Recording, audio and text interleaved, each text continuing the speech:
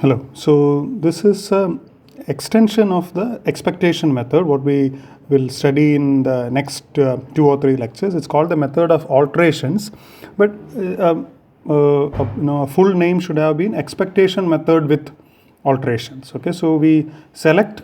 So again, we do this random selection and analyze the expectation, but then we alter the object that this random experiment throws at us in some fashion. Okay. And as is our usual pattern, we will first see a couple of examples, then then try to summarize this method, and then in the from the next lecture, we will see a few more examples of the method. Okay, so we will start off with this this example. Okay, so again, this is a problem that we have already seen. We are interested in finding a large independent set in a graph. Recall that an independent set is a subset of vertices such that no edge has both endpoints inside the set. Okay. So inside of this set, if you take the induced subgraph on this set, then it has to be empty. There should not be any edges. That's an independent set in a graph, and independent sets, smaller independent sets are easier to get. So the aim is usually to find a large independent set, and hence most results about the size of independent sets would be would be a lower bound type. Okay, so here we are trying to show that every graph G with n on n vertices and m edges has an independent set of size at least something. Okay, and that something will depend on both m and n. That's why I have written it as a function of m and n. Okay, we will see what that function is after we do the proof. Okay, so remember, we already did the same problem by picking a vertex, by picking a linear order, a permutation of the vertices uniformly at random, and then we did a greedy algorithm, and we concluded that there is an independent set whose size is at least sum of 1 by dv plus 1, where dv was the vertex of dv was the degree of each vertex. This is a second method. We will see whether this gives a better or a worse bound than the previous one. Okay, so but this experiment is more natural. There, picking an ordering of the vertices was somehow looked like a magic trick. What does an ordering has to do with picking an independent set? So this is in that sense more direct. You are going to pick each vertex of the graph into the set S that we are constructing with a probability P independently. As simple as that. Okay, it's not uniform because P may or may not be half. If P is half, then I could have said you pick each vertex independently and uniformly at random. Here it is independent but not uniformly. With P you pick it, and with 1 minus P you do not pick it. Okay, and now you set the random variable to be the cardinality of this set S, and you study what is the expectation of X. So by now you should be able to, you should be able to kind of do all these steps in your mind and conclude that the expectation of X is nothing but NP. Okay, you should say that, okay, this X can be written as a sum of n random variables, one random variable corresponding to each vertex, and that random variable corresponding to each vertex is an indicator random variable, which is 1 if that vertex is picked and 0 otherwise. Hence the probability that this is picked is P, so the expectation of XV is also P, right? And now linearity of expectation, you are adding P n times, so you get NP. Okay, so what I have written in this pencil here is something which you should, from this point onwards, it should be something that can be just, done at the done with the mind, without going through. But now there is a problem. You don't have if this gave you an independent set, then the proof is over, right? You could choose P to be 1, and then you could claim that you have an independent set of size n. But we know that the problem with this very simplistic sampling with approach is that you may not end up picking an independent set. Okay, so is S independent? Not necessarily, right? Because S may contain both the endpoints of an edge. With what probability does this edge come in? This edge will come inside S if both X and Y are picked, which means it happens with a probability P squared. Okay, remember X and Y, the coin tosses are independent, hence you can still multiply. Okay, so it is P squared. So what do we do? So yeah, this is the key place where you use the idea of alteration. What the naive random experiment gave you was did not satisfy the requirements that you wanted fully, which means you will try to now alter the outcome given by this random experiment to suit your needs. So here, the problem with the set that this random experiment will produce is the edge or edges inside that set. Now let us set up another random variable. Our plan is to make this S independent by deleting one vertex from each endpoint of an edge inside it. Okay, remember, you cannot really delete an edge, okay, because your independent set has to respect the original graph. You cannot say that you will add both x and y into your independent set but will not have this edge. That's cheating. So if you want your independent set to be edge free, for every edge that was thrown inside S, now you should forcefully remove either x or y. One of the endpoints you should remove. So the number of such vertices you have to remove is upper bounded by the number of edges that unfortunately fell inside S. Okay, so that is why we are now trying to estimate what is the number of edges that would have fallen inside of S. Okay, that random variable we call y. This is also a random variable because it depends on the choice of S, which itself is a random experiment. So the number of edges inside S is y. Again, I want you to immediately conclude that E of y is equal to mp squared. The detailed steps are here. You can break up y into a sum of m random variables, one for each edge, and an edge is entirely inside S with probability p squared. Okay, so that's the key difference there. That's why there is a p squared, and you are summing over m random variables, not n. So that is why you have this mp squared. Okay, so with this we have our two quantities here, mp squared. Okay, but now what is the alteration we are going to do? This is what we already discussed. This is the key new idea. If we remove at least one end of each edge in S, okay, from S, if you remove that vertex from S, what we are left with is an independent set. Okay, so this I, now I am ready to call it, use a notation I, because now I am sure it's an independent set. Earlier I just called it S because it was just any set. Okay, so I is S minus at least this S bar, where S bar contains at least one endpoint from each edge. But then S bar needs to have at most y many edges, right? Now sometimes we may be actually lucky in the sense that sometimes two edges may share the same endpoint, in which case by removing x from S, I actually kill both these edges, right? But we do not know whether it will be always possible. It can as well turn out that all the edges kind of form a matching like this, in which case you will have to delete 3 vertices to delete all these 3 edges. Okay, but the number of vertices you have to delete is at most the number of edges that got trapped inside S, which is our random variable y.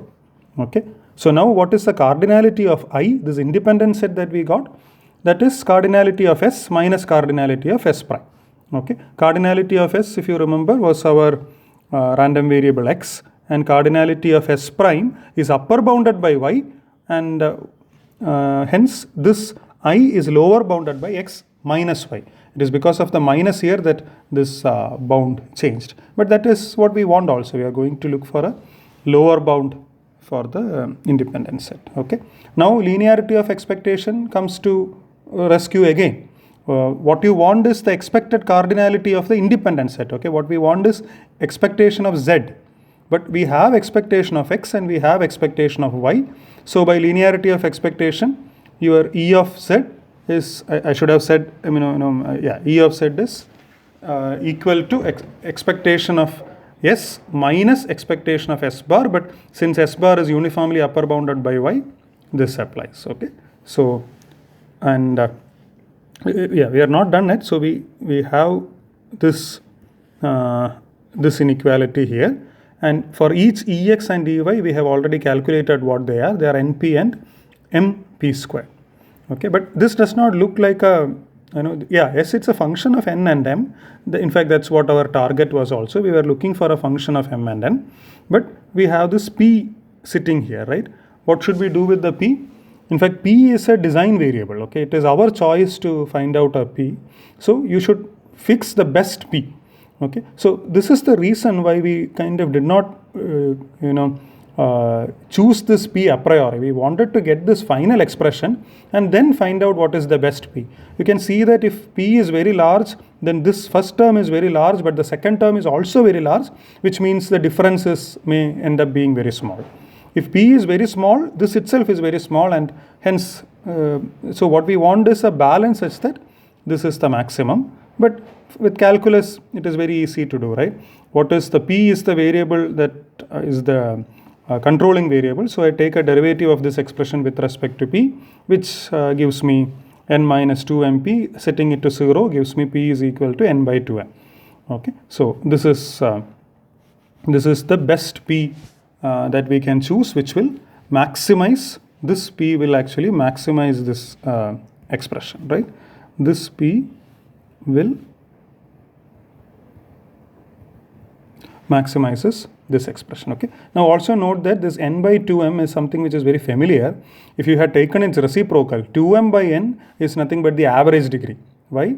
Because average degree is the average of degrees, but sum of degrees is a very familiar double counting, right? If you add up all the degrees, you are actually adding every edge twice. So sum of degrees is twice m. So 2m by n is average degree. So the probability that the best probability happens to be 1 by average degree. Okay, so if you substitute now that back into this expression and you simplify your NP, right? Do that carefully. Maybe you can pause it and do it to yourself. Me reading out this is not very useful, right? Okay, so I'm assuming you have convinced yourself that this is the bound that you get. Okay, now since the expected value of this z is at least this, right, which means at least in one of the colorings, after you have done this alteration, you will end up with an independent set of size this, right? So hence G has an independent set with size at least n squared by 4m. Now this is just algebra, which which you can easily verify. I can rewrite this as m by d average squared, because n squared by 4m squared would have been 1 by d average the whole square.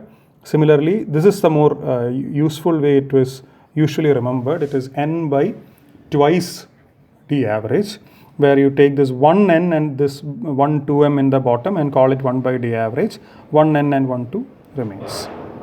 So here one may be, even me, I'm also wondering which is the random experiment, is the random experiment just picking the set S, independently, where each vertex is added with this probability P equal to n by 2m.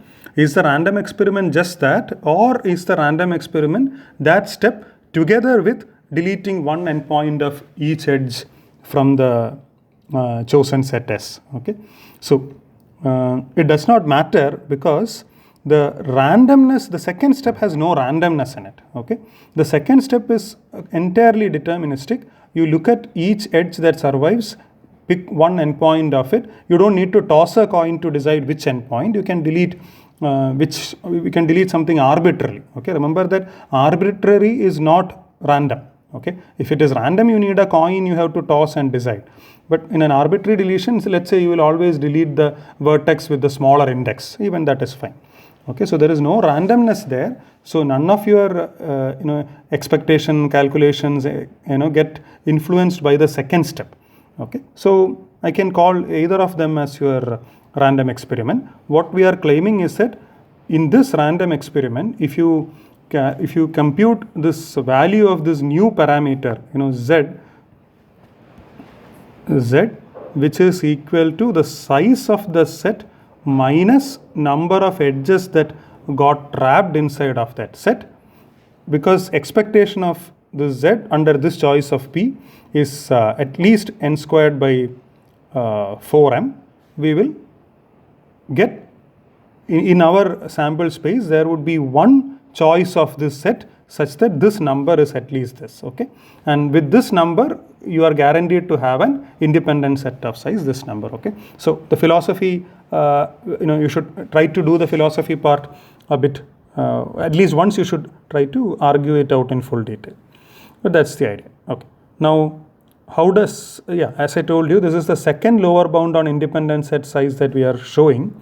In fact, the earlier bound that we had shown was that this alpha, the size of the independent set, is lower bounded by sigma over all vertices 1 by degree of that vertex plus 1. Now, how does this these two bounds compare?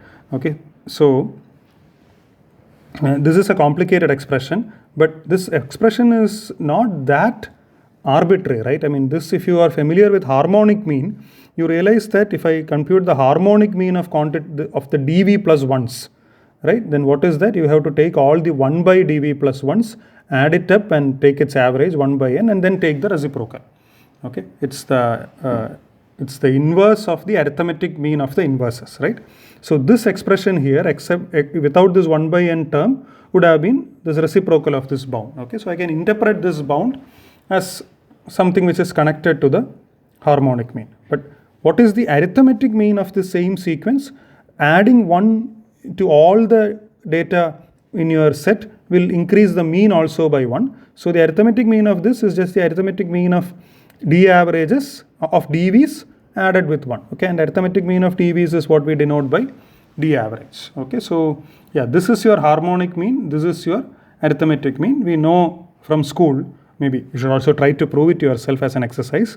We know that harmonic mean is less than or equal to arithmetic mean, or since we are interested in the reciprocal here, 1 by harmonic mean is greater than or equal to 1 by arithmetic mean, and 1 by harmonic mean is this guy here without the inverse, right? That is greater than 1 by arithmetic mean, not of degrees but degree plus 1s. That's why you have the d average plus 1 here. You rearrange and you see that this term, the earlier lower bound that we proved, the sigma 1 by dv plus 1, is larger than n by d average plus 1. Okay, and this is going to be most of the time larger than, even when d average is 1, these two are equal, but when d average is larger than 1, this quantity is lower, right? So this today, the bound we proved today is weaker than the bound we proved in the last class. Okay, so this is what we saw earlier is called the Turan's method. So this gave a better bound. But then why did we see it? Okay, then why did we still study this method? Because this is a nice illustration of the three main ingredients of a first order probabilistic proof. Okay, there was the setting up of this random experiment, which was more the natural random experiment to do. There was no magic trick required. Okay, and this idea of deferring the value of p till the very end. Okay, this is also a trick that we will consistently use. Okay, when you first talk about the random experiment, you will keep p as a variable, and then after you have written an expression for what we want, we will optimize that expression to find p. We see that trick here, and we also see the alteration idea. Okay, so this example is a very comprehensive application of a lot of techniques. Okay, so that's why I thought I'll present this also here. Okay, now for the second example, before we summarize the method, this is about dominating sets in graphs. Okay, now what is a dominating set in a graph? It's a subset of vertices again. It's a subset of vertices in a graph such that every vertex outside of D, outside of this set, has at least one vertex inside of it, one neighbor inside it, right? So if you take this and this as your D, then this is not a dominating set.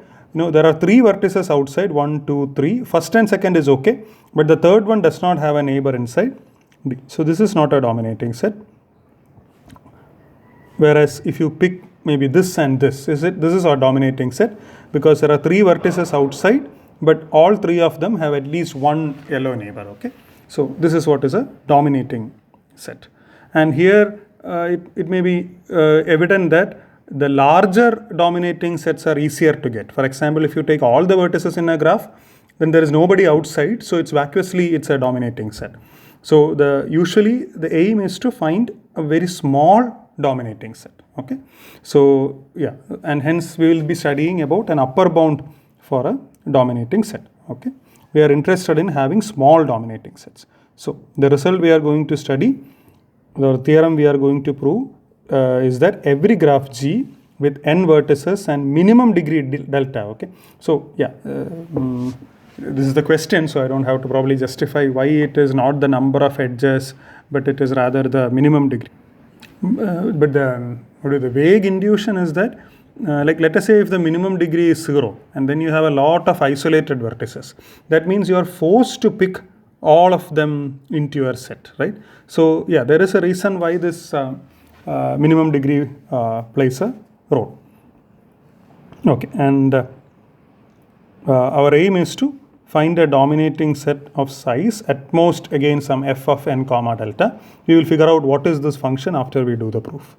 Okay, so yeah, so what is the random experiment? Again, we will go by the simple random experiment possible, which is, pick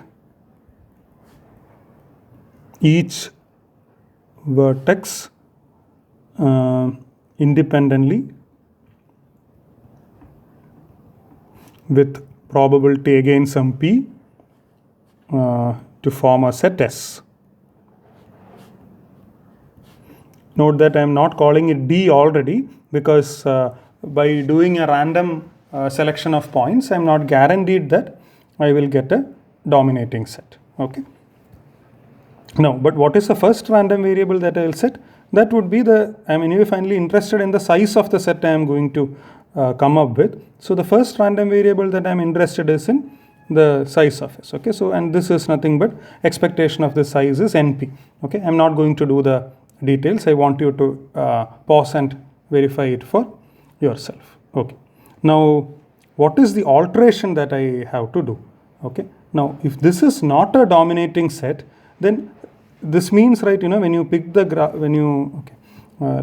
this is the whole graph G and this is a subset D, okay, that I have picked. Now if this is not a dominating set, that is because there are certain vertices outside which do not see any neighbor inside. So now removing things from D is not going to help you. Okay, if D is not dominating, then no subset of D will be dominating. So what we have to do is add more vertices into D. Right? Which are the vertices that you should add? You should add vertices which are neither in D nor, and they have delta neighbors at least, right? There are at least delta neighbors. If all those vertices, even if one of them was inside D, it would have been dominated. So you are only bothered about vertices such that that vertex as well as all its neighbors are outside of D. Okay. Now when you actually do it one after the other, your case may actually improve. Okay, when you are trying to add this vertex, it is possible that it will actually automatically help this vertex also. It will help this vertex also by giving it a neighbor. Okay, but we are not going to do such a tight analysis. We are only going to assume that I am going to do this alteration in one shot. Okay, so what is the alteration? Add all the vertices S dash outside of S which are not dominated by S to S. Okay, or we'll use a new variable now. D is equal to S union S prime. Okay. Now I'm justified in calling it D, because once I have added all the vertices which are not dominated by S, I have added them to S, now this new S, which I call it as D, is surely a dominating set. But now what is the new random variable? Now I have to study the size of S prime, right? So the new random variable is the number of vertices not or outside S. Outside S is not. If a vertex is inside S, I call that to be already dominated. Okay, so that's why I don't have to keep writing outside S every time. Not dominated by S. Okay. Now here again you have to do this expectation of Y calculation, but here also you can write Y as some sigma I equal to, or for every vertex in the graph, I can set up a random variable yv, where yv is equal to 1 if v is not dominated by s and 0 otherwise, so that this summation makes sense, right? Now expectation of y of v, since it's an indicator random variable, is nothing but probability of iv equal to 1. But what is that? When does it happen that a variable is not dominated by s? That happens when that variable is not picked, which is 1 minus p, plus none of its neighbors is also picked. Okay, so this not picking should happen for that variable as well as all its neighbors, right? So this would be 1 plus the degree of v. Okay, it is 1 minus p to the power 1 plus degree of v. Degree of v for the not picking the neighbors and 1 for not picking the vertex itself, right? But now since our e of y, we want to do the summation, and now each expectation seems to be different here. Remember, we only need an upper bound on the dominating set, and this s prime is going to be added. So it's enough for me to have an upper bound here, which is 1 plus the minimum degree delta. Remember that 1 minus p is a number less than 1. So reducing the exponent gives you an upper bound. Okay, so delta is a lower bound for dv, degree of v, hence this is valid. Okay, so you cannot get an equality here, but you can get a lower bound here, which is the number of vertices n times this 1 minus p to the power 1 plus delta. Okay, now what should be my random variable z? Should it be x plus y or x minus y? Right, it should be x plus y because s prime is getting added to it, right? And again e of z is equal to e of x plus e of y by linearity of expectation used a third time. Remember, we used that to find e of x, we used that to find e of y, and for as third time we are using it for this, right? But this is upper bounded by np plus n into 1 minus p to the power 1 plus delta. Okay, so yeah, these kind of optimizations keep coming, right? You can directly work with this because this is also differentiable, and then optimize and find the p. But I'm going to make my life a bit more easier by substituting this upper bound that 1 plus x is less than or equal to e power x always. Okay, and I'm looking for an upper bound, so I'm always this is correct, right? So this will be e raised to minus p into 1 plus delta, and then this function, let me call it some g of p, and I am going to set this actually the n is a common thing, I could have removed n also, so this let me call it as n times g of p, and I am going to set p of g of p is equal to 0. What is that? This p becomes a 1, n is not there, e raised to something, so that that is minus 1 plus delta e raised to minus p 1 plus delta. This is what I have to set to be equal to 0, which means this says 1 plus delta e raised to minus p 1 plus delta is equal to 1. So e raised to minus p 1 plus delta equal to 1 over 1 plus delta. So you take log with natural log, let's take. So ln of this is minus ln of 1 plus delta. Okay, so minus and minus goes off, and I get p equal to ln 1 plus delta by 1 plus delta. Okay, so this is a p that will maximize. This p will actually maximize this. Okay, and what is the maximum value? This would mean not x, ez less than or equal to, remember it was np minus yeah, we are sorry, it is an upper bound. We will use only this n e raised to minus p 1 plus delta. Let me see if the simplification, this is n ln 1 plus delta by 1 plus delta minus n.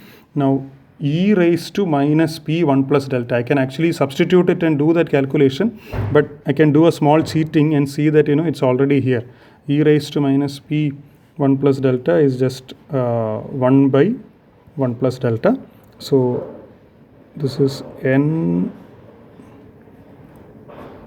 into ln 1 plus delta minus 1 the whole divided by 1 plus 10. Okay, what is this approximately? If you ignore this minus 1 for a moment, it is ln 1 plus delta by 1 plus delta. So it's slightly better than n by 1 plus delta. Okay, so that is how you should remember. Okay, but now shall we substitute it back here?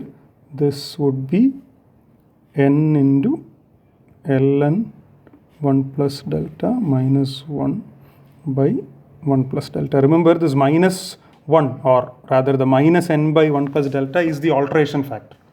Okay, whereas this n ln 1 plus delta by 1 plus delta was just the size of the s that you constructed, because this ln 1 plus delta by 1 plus delta was the probability p with which you would have made these choices. Okay, see that this is a number less than 1. Okay, logarithm of a number is going to be actually smaller than that number. Okay, just hold on. The alteration was the alteration was a plus, right? So I'm surprised how this minus 1 came, unless I made some this was not this was a plus, so this is a plus, so this is a plus. Okay, yeah, so I should go, yeah, this is a plus. Yeah, this alteration is actually adding to what you have already done. Okay, so this is the proof. Okay, now let us do discuss a quick summary of what this method is. Right, so the scenario is same as the scenario that we had for the expectation method. We wanted to prove the existence of an object O with some numeric parameter, at least some k. Sometimes it can even be at most k, right, like the dominating set that we saw. This was less than or equal to k was the independent set that we saw. Sorry, greater than was the independent set, right? So we are going to, again, the key here is that we are going to need some numeric parameter is our target. Okay. But now the first step in the expectation method, the first step was to design a random experiment whose sample space will contain objects that are of interest to us. Okay, and we are hoping that these objects with numeric parameter greater than or equal to k are also, we are hoping that such parameters will also be there in that space. Okay, but yeah, but we aim to construct such objects, but here our aim is diluted.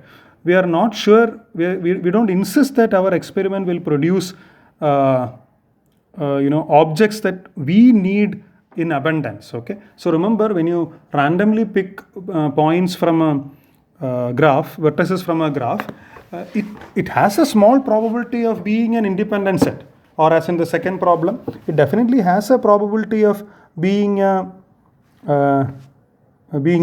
dominating set also. But that's not what we are, I mean, our aim is not that, to find out those independent sets and see. That would have been the approach if our aim was to show the existence of an independent set and so on. But here our aim is to show that some numeric parameter of the object we construct. In both the examples that we saw, that a numeric parameter is nothing but the size of the object. Okay, we want that size of the object to be either at most or at least something. But now we are ready to tolerate objects which are very close to the type of objects that we want. Okay, and this closeness we will exploit in altering the objects thrown by this random experiment to the ones we want. Okay, but here we generally have 3 random variables to work with. One is the directly, if you apply this numeric parameter x that we are interested in directly to the object that we directly to this little omega is one of the outcomes that are possible by the random experiment, and capital X is the value of that parameter for a random output of that experiment. But remember, now this little omega may not have the extra property, the defining property of the object that we have. It may not be an independent set, may not be a dominating set. And the second random variable y then comes in and quantifies how much change does it need to convert this omega to an object that will satisfy the requirement, right? Like how many vertices will have to be deleted from the omega there was the set S that we chose to make it an independent set, or how much vertices need to be added to make it into a dominating set, and so on, right? So with this change, so I'm taking y to be the change including the sign. So z will be this x plus y, and we are interested in finding E of z. Now, to make the calculus simple, we should design these random experiments so that computing x and y as a sum of random variables would be easy. Once those are computed, computing z is also straightforward, right? So decompose x and y into sums of simpler random variables and calculate ex and ey and show that Ez, okay? And show that this Ez is greater than or equal to k. So here, most of the time, because there is a trade-off between x and y, when you try to make x very large, y becomes small, and vice versa. So you will, most of the time in this alteration method, there would be an optimization to find out the correct probability with which you will run the random experiment. Once you do that optimization, you get this k that you are looking for, and then the rest of it is the philosophy, okay?